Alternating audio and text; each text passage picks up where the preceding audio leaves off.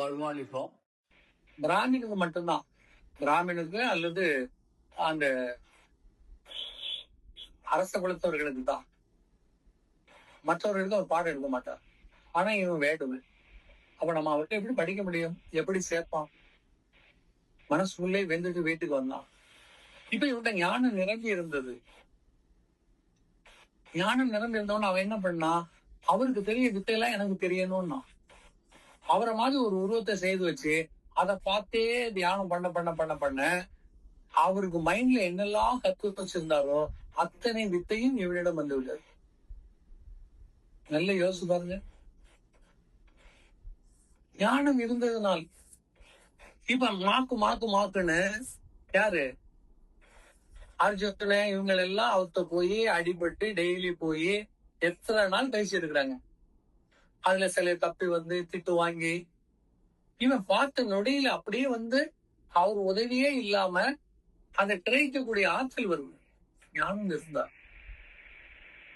ஞானம் முழுமையை நன்றாக யோசிக்க. நேரடியாக போய் படிக்கிற படிப்பு எத்தனை காலம் ஆகிறது இல்லையா? ஆனா ஞானத்தோட அவன் போகிற பொழுது அந்த குருட்ட கூட அவன் போய் கத்துக்க வேண்டிய தேவையில்லை. நினைவிலேயே அதை எடுத்துதான். எவ்வளவு பெரிய ஆற்றல்! நீங்க பாத்தீங்கன்னா இது நடந்த நிகழ்வு.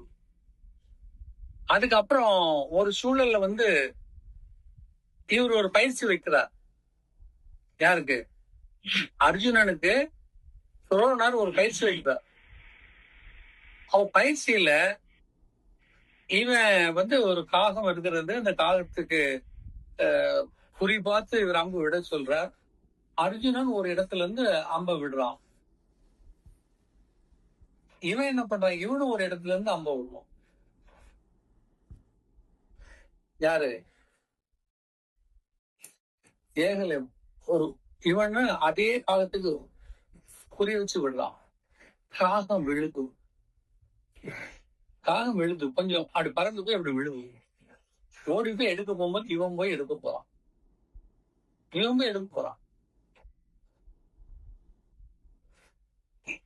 அர்ஜுனன் ஓடி வந்து எடுக்க வரான். ஏகலைவனே எடுக்கிறான். உடனே அர்ஜுனன் சொல்றான், நான் தான் அத என்ன பண்ணேன், அம்பு விட்டு கீழே விழ வச்சது நான் தான். இல்ல நான் இவன் இவன் எங்க பண்ணிருக்கலான்னா கழுத்துல இவன் விட்டது கழுத்துல குத்திட்டு நிக்குது.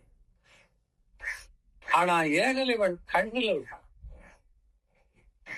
ஏன்னா அது எந்த பக்கம் போகுமோ அந்த பக்கம் பார்த்து அது விழுறதுக்கு அடிச்சான்.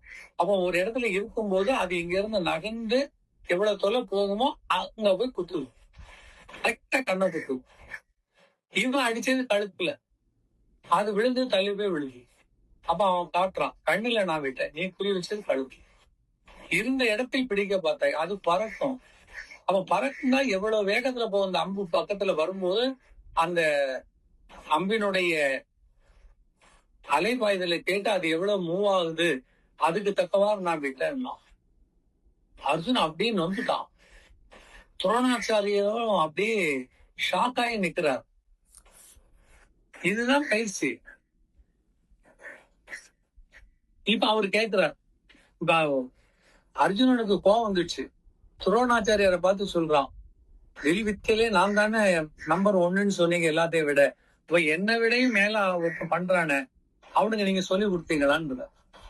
துரோணாச்சாரியார் சொல்றாரு, இல்லப்பா, ஏன்னா நான் அரசர்களை தவிர சத்திரியர்களுக்கு தான் நான் எடுப்பேன், மற்றவர்களுக்கு எடுப்பதில்லை, பாடம் எடுப்பதில்லை. அவனுக்கு எப்படி நான் எப்படி எடுப்பேன்? வேடுவனாச்சே, நான் சொல்லி கொடுக்கல, அவன் என் சீடன்னு இல்லை. இப்ப இவன் கேக்குறான், உனக்கு யாரு இதெல்லாம் சொல்லிட்டு இருந்தான்? குருட்டன் தான் நான் கத்துக்கிட்டேன். யார்கிட்ட? துரோணாச்சாரியர். துரோணாச்சாரியா லம்போதிபான்னு நடிக்கிறார். நான் சொல்லித்தேன், உன்னை நான் பார்த்ததே இல்லையடா, இன்னைக்கு தானே உன்னை நேர்ல பாக்குறேன். உன்னை நான் எங்க பார்த்தேன், உன்னோட எப்ப பேசினேன், எங்கிட்ட இருந்து நீ கத்துக்கிட்டேன்னு சொல்றியே, எவ்வளவு பொய் சொல்ற அபத்தம்னா. இல்ல சாமி, உங்ககிட்ட தான் நான் வாங்கன்னு சொல்லி அவன் ரூமுக்கு கூப்பிட்டு போறான். அங்க அவரை மாதிரியே ஒரு பீடம் செய்தது. ஏன்னா சரி இதை நினைச்சிட்டு உங்க மைண்ட்ல உள்ளதெல்லாம் நான் கேட்டேன், எனக்கு பாடம் வந்துகிட்டே இருக்கும். எப்படி இருக்குது? உள்ளுக்குள்ள போற மாதிரி தூக்கி இருக்கிறதெல்லாம் அப்படி கட் பண்ணி தூக்கிட்டான் அந்த காலத்துல. அப்ப ஞானம் பெருசா, நீங்க பாடம் பெருசா? விஷயத்தை கற்றுக்கொள்ளணும்னா கூட அட் அ டைம்ல. ஆனா நம்ம அப்படி இல்லை. அதுக்குன்னு ஒரு காலத்தை எடுத்துக்கொண்டு ஏற்ற இறக்கங்களை வைத்துக்கொண்டு நம்ம, அப்ப அதனுடைய பலன் கம்மி தானே. ஞானம் அத்தனையும் அறிந்தது, அந்த ஞானம் பலன் சரிதானா? அதனாலதான் ஏகலைவனை குறை சொல்ல முடியல, இவரே ஷாக் ஆயிட்டார். ஏன்னா குருவை மிஞ்சிய சீடன் சொல்றது அவன் தான். ஞானத்துல உள்ளவங்க குருவை மிஞ்சின, ஆனா அவங்க போக மாட்டாங்க. அப்படி உண்மையான குருகிட்ட படிச்சா போகவும் முடியாது, போக மாட்டாங்க. இந்த சாதாரண, அதனால்தான் சொன்னேன், மண்ணில் இருக்கக்கூடிய குருக்கள் எல்லாம் கீழ்நிலையில் உள்ளவர்கள் தான். எண்ணிலிருந்து வந்தால் மட்டும்தான் ஞான நிலையில் இருப்பார்கள். புரியுதா? ஏற்கனவே நான் எதுல கொடுத்திருக்கேன், அண்டம் அப்படின்றது. அண்டம் இடத்துல பாத்தீங்கன்னா தெரியும். அது குரு மாதிரி மண்ணில் உள்ளதுதான், மண் கர்மாவை தான் சொல்லுவாங்க, என்ன பத்தி சொல்ல முடியாது. இப்ப இங்கேயும் இவர் துரோணாச்சாரியார் மண்ணுக்குரியவர் தான். அதெல்லாம் அவர்கிட்ட இருந்து கத்துக்கிட்டதெல்லாம் அவர் அறியாமலேயும் கத்துக்கிற வாய்ப்பு இருக்கும். ஆனா ஞானம் என்பது என்ன நிலையானது?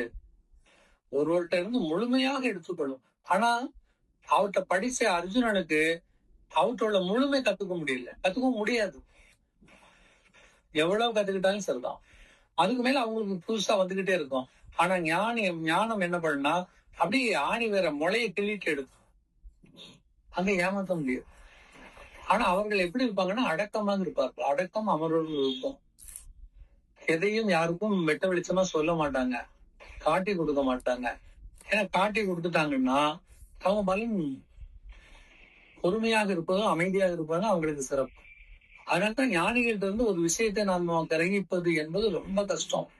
அவர்களா மனம் திறந்து உங்களுக்கு வழங்கணும். அப்பதான் அது உங்களுக்கு உரியதாகவும் இருக்கும். நல்ல ஞாபகம், உண்மையான குருட்ட இருந்து ஒரு வித்தையோ ஒரு ஆசீர்வாதமோ பெற்றுக்கொள்வது என்பது அவர்கள் மனம் திறந்து தர வேண்டும். இல்லைன்னா நீங்க உங்களுக்கு திருட்டு மாதிரி ஆயிடும். அதுக்குதான் என்ன கத்துக் கொடுத்தாங்க, நீ தொண்டு பண்ணு, தொண்டு செய். சதா காலமும் அந்த நினைவிலேயே வாழ்கிற பொழுது அவர்கள் உருகி உனக்கு அருள் செய்வார்கள் காலகாலமா சொல்லி கொடுத்துட்டாங்க.